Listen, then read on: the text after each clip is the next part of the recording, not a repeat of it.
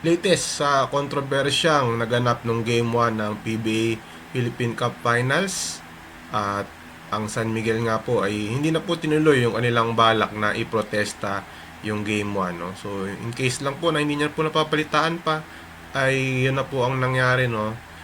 San Miguel hindi na po tinuloy yung protesta, although um, may plano talaga sila, no, na mag-file ng protest nung Lunes ng umaga, kasi nga po ang deadline ng pag-file ng protest ay the day after the game, 12 noon ang deadline, no, para sa pag-file ng protesta. Actually, sabi ni Team Governor Robert noon ay handa na sila magprotesta. Meron na nga silang letter of protest na isasubmit sana sa liga, but eventually po ay hindi na po nila tinuloy yung protesta. At ang reason for that is yung naganap na press conference nung Sunday, no, after game 1, na kung saan inexplain ni Deputy Commissioner Eric Castro kung bakit yun po yung naging tawag nila to call an offensive interference against Mota Utua. So, alam naman na po natin lahat, no? In case you missed it lang po, kaya po nagkaroon ng kontrobersya ng Game 1 ay dahil sa isang offensive interference na tinawag kay Mota Utua. Initially, wala pong tawag with 56 seconds remaining in the fourth. Umiscore ng dunk si Mota Utua, no? Hindi nga lang po malinis yung pagkakadunk niya. Dumunk, tapos nag-bounce, went straight up in the air, tapos bumaba. Pumasok siya, wala pong tawag na naganap. 56 seconds left in the fourth quarter. Pero wala pong dead ball na naganap, and finally nung nagkaroon ng dead ball with 6 seconds remaining sa ball game, ay doon na po ni-review yung dunk ni Mota Utua, and the technical committee deemed it an offensive interference. So again, according to Team Governor Robert noon, kaya nga po hindi na po nila final yung protesta ay dahil nga po it's an exercise in futility, dahil nga po sa naganap na press conference na kung saan ay nag-explain na po yung PBA regarding dun sa matter, at para na rin pong sinagot na rin nila yung mga gusto nilang malaman, no, regarding dun sa naging nangyari nung game 1. So again, it's a exercise in futility nga daw. Willing na nga silang magbayad po, no, may ban kasi po na kailangan bayaran in case po na magpo-protesta, 100,000 pesos. But again, hindi na naman nila po tinuloy dahil nga po ay dun nga po sa naganap na press conference na kung saan inexplain na po ng PBA Deputy Commissioner Eric Castro kung bakit po nagkaroon ng offensive interference. But again, despite dropping that plan, ay hindi rin sila naging happy talaga, no. They still insist na it was not an offensive interference. But again, wala na raw silang magagawa dahil nga narinig, wala silang magagawa dahil nga yun na nga, na dinrap na nila yung protesta. And but parang nakakuha sila ng konting consolation, no, dahil nakausap nila, no, yung mga referees na tumawag nung game 1. At nung nakausap nila yung mga referees during their meeting, nagkaroon po kasi ng meeting between San Miguel officials, Robert noon nga po, team governor, team manager Gia Banilla, as well as the technical committee and the referees na tumawag po, no, nung game 1. Ay sabi po nung mga referees, according to team governor Robert noon, ay yung isa po sure na hindi po basket interference yon. Yung the other two referees, sinabi naman po nila na hindi rin sila ganun ka-sure, kaya hindi rin sila pumito nung nangyari po nung kay Mota Utua, no. So sabi po ni Team Governor Robert noon, in a way ay nung nalaman nila na yung side ng referees ay na-realize po nila na they are not to blame, no. ah, yung mga referees, no. But again, si Team Governor Robert nun di pa rin masaya, and even he blamed yung technical committee po, no, led by Executive or Deputy Commissioner Eric Castro, no. So okay, pakinggan po natin, no. Na-interview po kasi natin si Team Manager G. Abanilla and Team Governor Robert, no, after their meeting sa PBA office. At pakinggan po natin sila. That's right, ano? Pumunta kami sa PBA office 9 a.m. just to get some clarification what happened, and at the same time, we were supposed to file our letter of protest. In fact, kanina na nga eh. Oo. Signed by no less than Boss Robert, our team governor. Pirmado ko na yan eh. Okay. Kaya lang, after what happened tonight, di ba nagpa-press con siya, Yes. yung technical committees, Mm-hmm. ginastify nila yung review na yon. Mm-hmm. So, kung magpapile kami ng protest for the review of the incident, Mm-hmm. parang wala na kasi na-decision na nila eh. During the press con last night, so kung i-file ko man ito, exercising futility lang ito. Yes.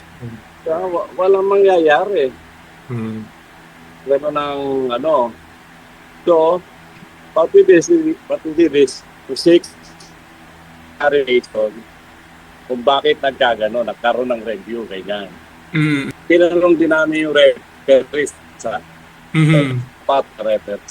Ano sabi ng referees? Ayun nga, ang nangyari doon, we had a chance na makausap din yung referee kasi depende naman sa vantage point nila, ano nakita nila. No? Yes. So, inisa-isa namin yung tatlong referees. So, isang referee, hindi ko na sasabihin yung pangalan, ano kung sino. Okay. Sa tingin daw niya, hindi basket interference. Because Clean basket. tumama daw yung tumalpog sa taas, at straight, ringless, bumagsak. Yun ang tingin niya. Di okay na yun. Yung sa referee, tinanong. Tingin daw niya basket interference. Tinanong ulit siya ni namin, no? Bakit hindi ka tumawag? Kasi hindi daw siya sure. I doubt. Okay. Ikaw naman, di ba, kung kunyari nakita mo nag-travel, talagang tatawagan mo kagad, di ba? O nag-foul, makita ko, sigurado ka talagang Ito, hindi siya sure, hindi siya tumawag. Same thing with the other referee. Ganon din ang nangyari. Nagkaroon daw ng nangyari doon nga yung incident na yon, pero hindi siya nakatawag because he was not sure. Hindi siya sure eh. Kaya according to even si Tom.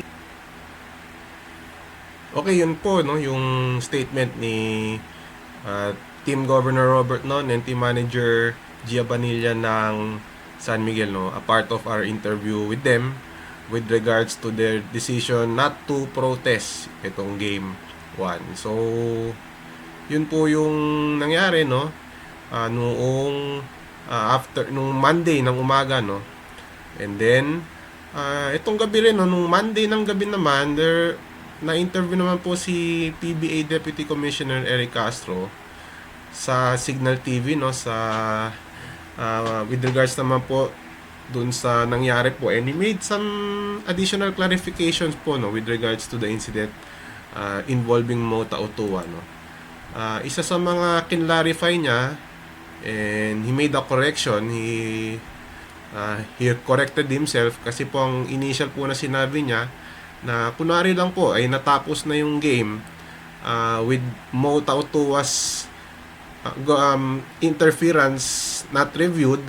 Ang sabi po niya ay reviewable pa yon, no, yung dunk ni Mota Otua, no, in case na time expired, hindi na po na review during the dead ball situation yung dunk ni Mota Otua. Initially ang sabi ni Deputy Commissioner Eric Castro ay reviewable pa yun, no, after the time expired, but he corrected himself. According to him ay yung play is no longer reviewable, no, if time expired, no. So sa madalit sabi, kung for example yung dunk ni Mota Otua with 56 seconds left, tuloy-tuloy ng laro hanggang the final buzzer, if tapos na po yung game, hindi na mare-review yung dunk ni Mota Otua according to PBA rules. So yun po yun yung naging clarification ni Deputy Commissioner Eric Castro during the interview with Signal, no? And then clarify din ni Deputy Commissioner Eric Castro na mayroon pong rule sa PBA na the technical committee can review any goaltending and interference incidents at any time of the game, no, with or without any call. Exactly what happened with Mota Otua's dunk, no, na hindi natawagan ng referee but the technical committee has the power to review the call. Sabi pa nga ni Deputy Commissioner Eric Castro, dati yan before 2019, ang reviewable lang is yung last 2 minutes of the game, yung mga incidents of goaltending and interference. Sa last 2 minutes lang ng game, pwedeng i-review yan prior to 2019. But following a rule change starting the 2019 season, ay reviewable na lahat, no, ng goaltending and interference call at any time of the game, either tinawag yan or hindi. So yun yung paglilinaw na ginawa ni Deputy Commissioner Eric Castro dun sa interview with Signal. And then sabi rin niya, no, had an offensive